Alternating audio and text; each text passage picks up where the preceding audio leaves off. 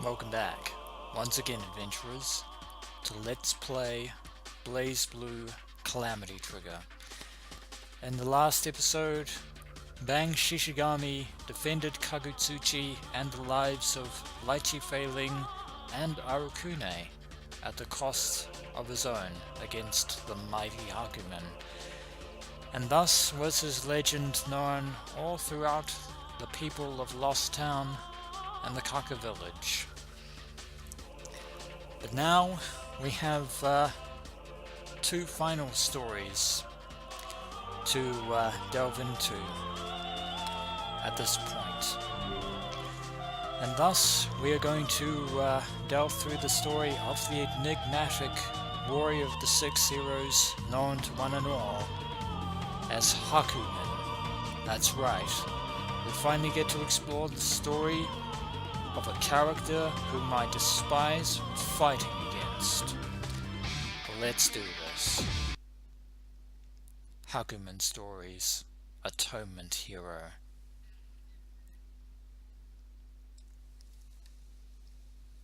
Nothing exists there. No light, no darkness, no air. Nothing. Nothing at all. But a void even darker than darkness itself, save for a figure wreathed in blue light. Not even time can exist there, except for him. Even in the absence of everything else, he survives. A device implanted in what is left of his body sustains him. I'm going to go out on a limb and say that what is this? The device that's currently sustaining Hakumen is in fact the armor itself. The armor which contains, well, I would say his true form, which we currently can't see because he is wearing his armor. But this lightless, darkless depth here can only be one thing, and it is probably the only thing that can ever truly contain one as powerful as Hakumen of the Six Heroes. However, survival is all he can do. He hasn't the energy or the ability to leave. He can't even move. This place is called the Edge. He has been floating around the Edge for years. Though this space is detached from the flow of time, his body can still acknowledge the fact that something is changing. Time is passing in the world beyond the Edge. Until the day comes for him to confront his destiny, he continues to wait, silently. A few hours in the Edge would drive most people mad, but not him. Sheer strength of will keeps him sane, decade after decade. He doesn't know... Let me read that again. He doesn't know how long he will have to wait. Perhaps 10 years, perhaps 100. But it doesn't matter. He will wait as long as he needs to. He is patient. Can you hear me? If you can hear me, talk to me. Well, there is a very familiar voice, clouded in static. Time is changing. Hey, say something. I can't do anything unless you start talking to me. And what is it you want us to say? Who the devil are you? So you're Hakumen, huh? I'm gonna retrieve you now, but there's a limit to how much I can interfere from this side. So I'm gonna need your help. Yeah, if you didn't guess already, adventurers, the place that's known as the Edge is a part of that otherworldly dimension known as the Boundary. A limitless place of knowledge and wisdom and information, but also of the substance of Sether itself.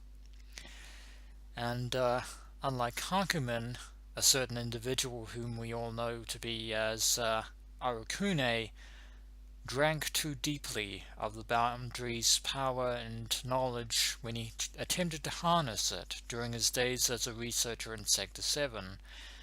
Needless to say, this did not end well for him. But this is the first time that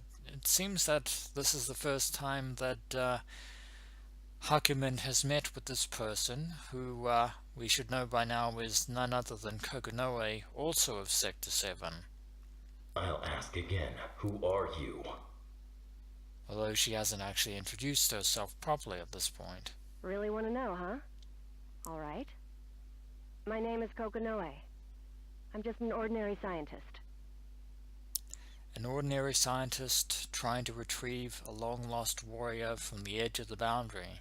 I can't really answer any complicated questions. This is just a backup. Backup?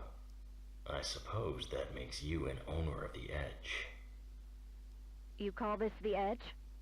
Huh. Well, it doesn't matter to me. Of course it doesn't. I'm trying to retrieve you, but I've run into a little trouble with the reconstitution algorithm.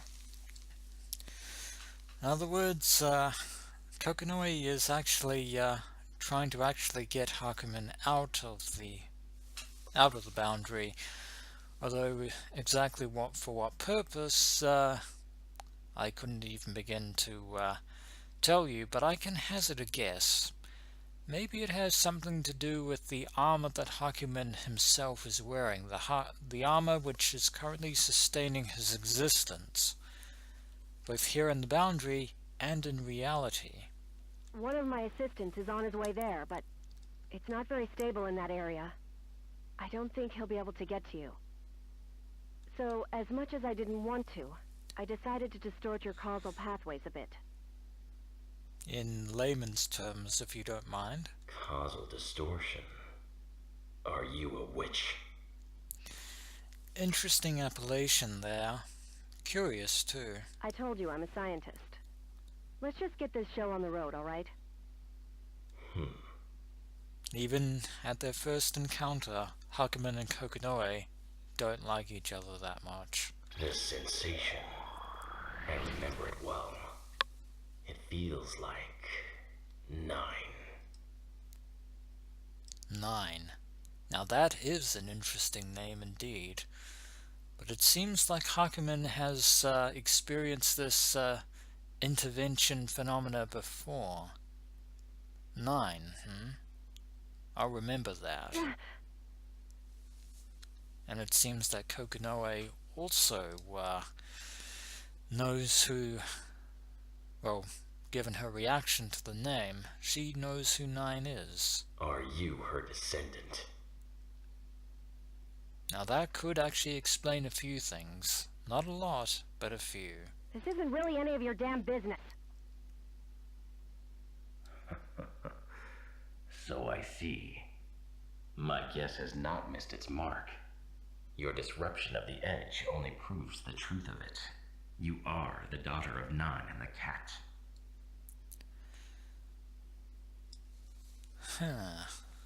So,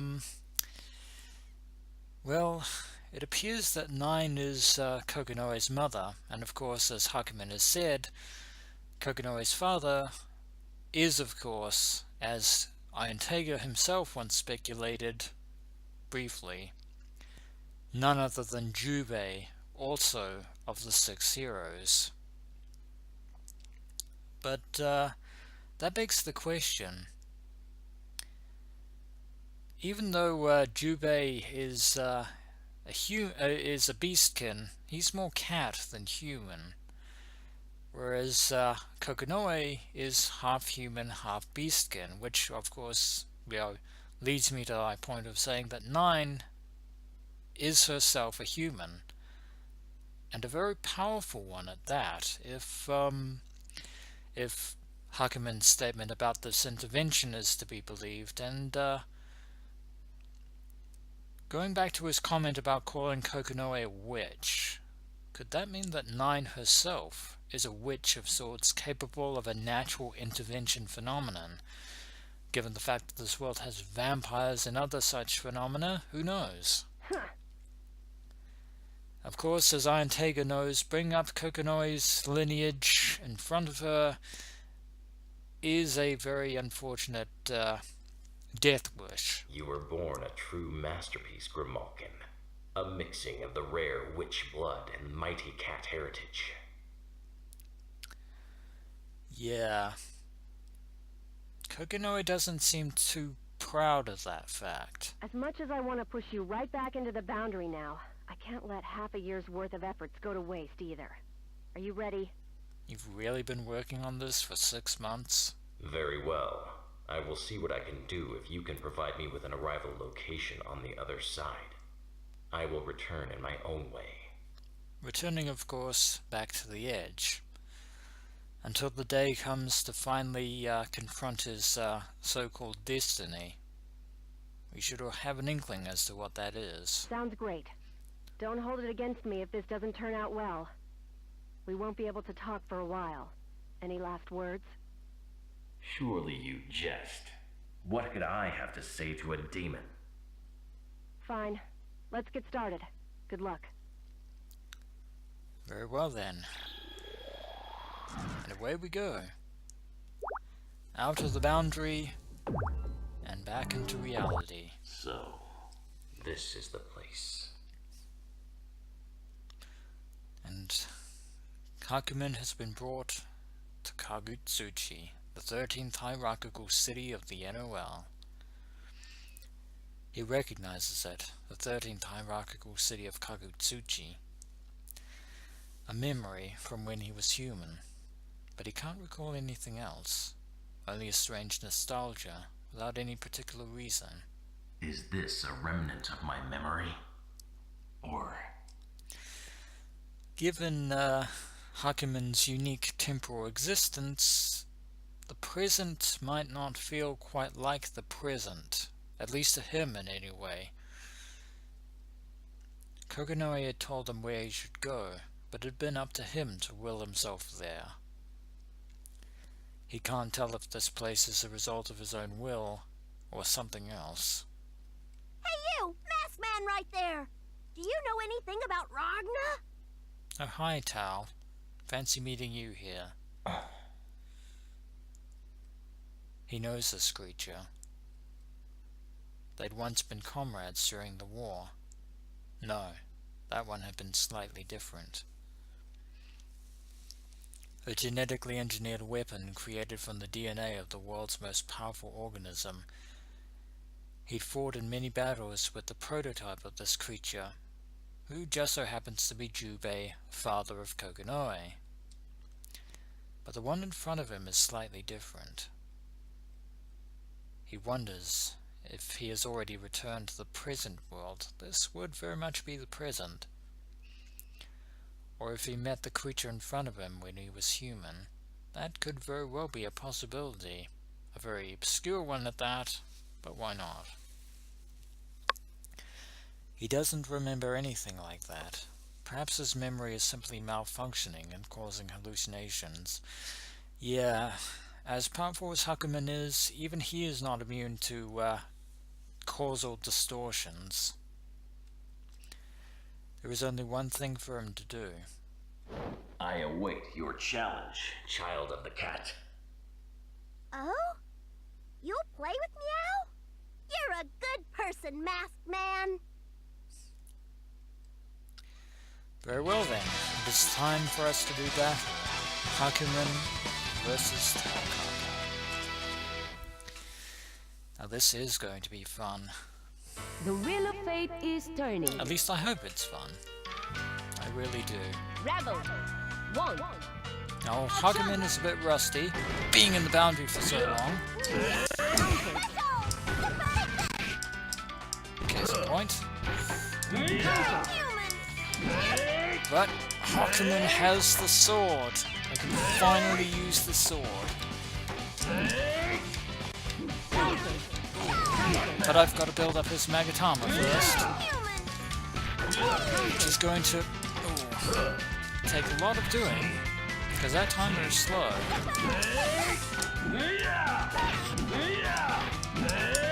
Get back here.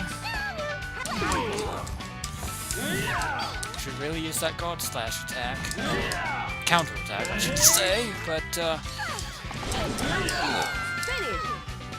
nice try there, but that was a good warm-up. I can't go on anymore. If that had made contact, even Hakumen would have been overwhelmed by Taokaka's immense strength, but Hakumen's sword is a class of its own. And yet, that actually took more out of Hakumen than we first thought, because he is still dizzy after leaving the boundary. Yeah, safe to say he's not fully in reality, or reality isn't that stable for him. Space twists around him for an instant, then snaps into place. He feels dizzy. This must be a side effect of the substantiation process. Even for a creature with a will like his, the process is jarring. For a moment he felt something akin to fear, but it is gone in the blink of an eye. He is finally leaving the edge and manifesting himself in the present world.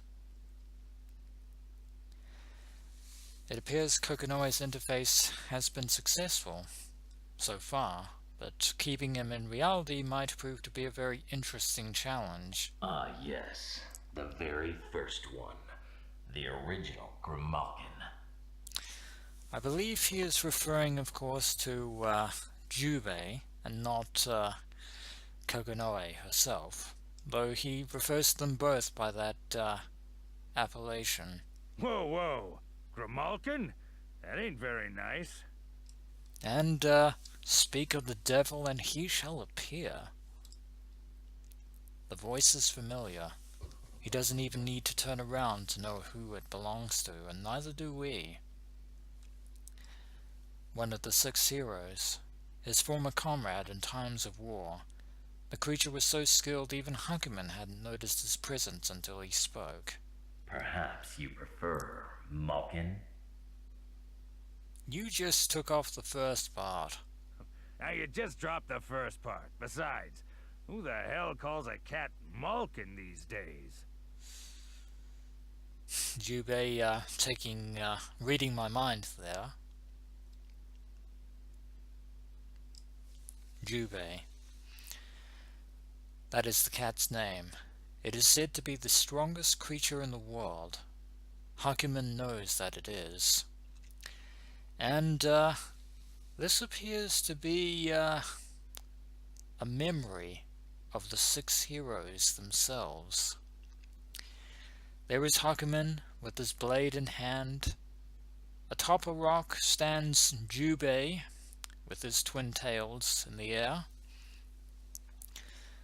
Below are, in front of the rock, are 2 individuals. What appears to be a man wearing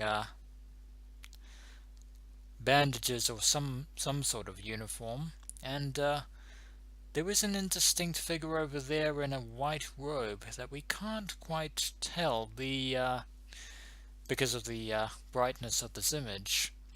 And next to Jubei, standing there in full regalia, can only be 9, judging of course by the pointed hat and flowing cloak, which is very typical of a witch in sort of folklore. But that means that Kokonoe's mother was herself one of the 6 heroes as well. But there is a man in the background, also wearing a hood over his face, facing away from the other heroes as 5 of the 6 heroes look ahead to the horizon. This other man is looking in the opposite direction, his back turned to his comrades. Now this is a bit of foreshadowing from me, but the vibes of this sixth individual of the six heroes is somewhat ominous. Yet these are the six heroes, the ones that fought against the Black Beast and prevailed and resulted in the rise of Ars Magus and well, essentially heralded the rise of the NOL itself. But what is Jubei doing here? He can't be here, Hakumen thinks. It doesn't make sense. This creature must be a hallucination. Oh, I beg to differ. It has been a century, but Jubei is very much in his prime. Still, seeing the cat again makes Hakumen nostalgic. I have so few visitors. Of course, when you're on the edge of the boundary, you would have few visitors. Let me spell it out, nice and easy like. I ain't no illusion, friend. I'm as much right here in this room as you are. Indeed, he's not a figment of the past or of your memory. He is the one and only Jubei. What? Snuck in here to have a little look-see. Happened on your little hidey hole, then I happened on you. Is that so? I reckon it's Kokonoe who's trying to pull you out of here. And if she does, I'd be much obliged if you don't tell about me. I got my reasons. Consider it done, Jubei. Then you have my word. But what has brought you here? What news do you bring of the outside world? That is a good question, because, as I said before, a full century has passed since the six heroes brought an end to the ruinous Black Beast. But things have changed. Terami's back. Ah, that name. We've heard that before, from Rachel Alucard's ending when she happened in on Kokonoe's little laboratory in Sector 7. Remember that flashback from a moment ago? The one where I said that 5 of the 6 heroes were facing forward, but 1 of them was facing back? Yeah, that individual is in fact Terumi.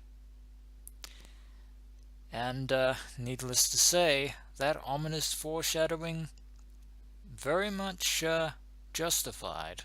What? It can't be. It's impossible. All the same, he's on the move, so you be careful. Can't say much else just now.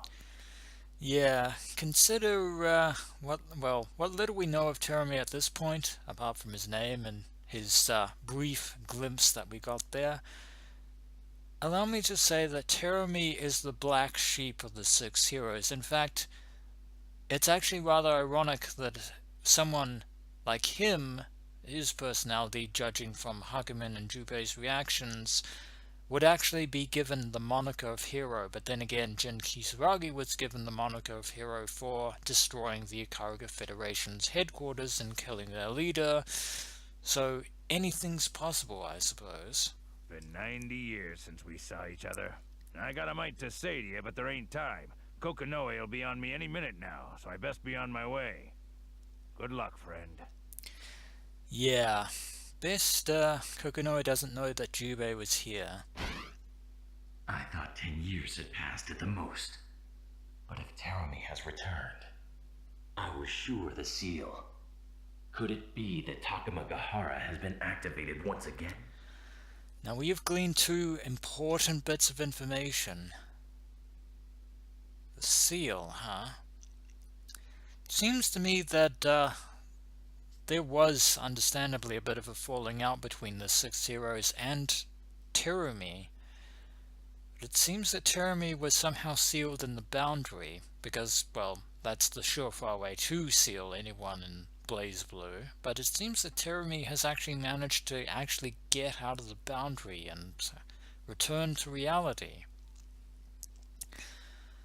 But Hakumen has also mentioned Takamagahara, has been activated. Yeah, we've heard that name before as well, and trust me, we'll be learning more about Takamagahara in due time. And there's that causal distortion again, reality bending and shifting. And away we go, and it's time to save. Then this place as well. And it seems that Hakumen has been whisked away from the port of Bienowell and Kagutsuchi here to the Ronin-gai district, the home of the Ikaruga refugees, as well as the ninja of Ikaruga and Love and Justice Bang Shishigami. So when we return, adventurers, we shall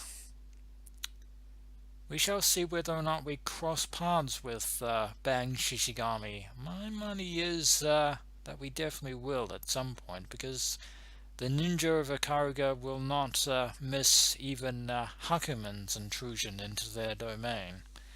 As always, adventurers, until next we meet.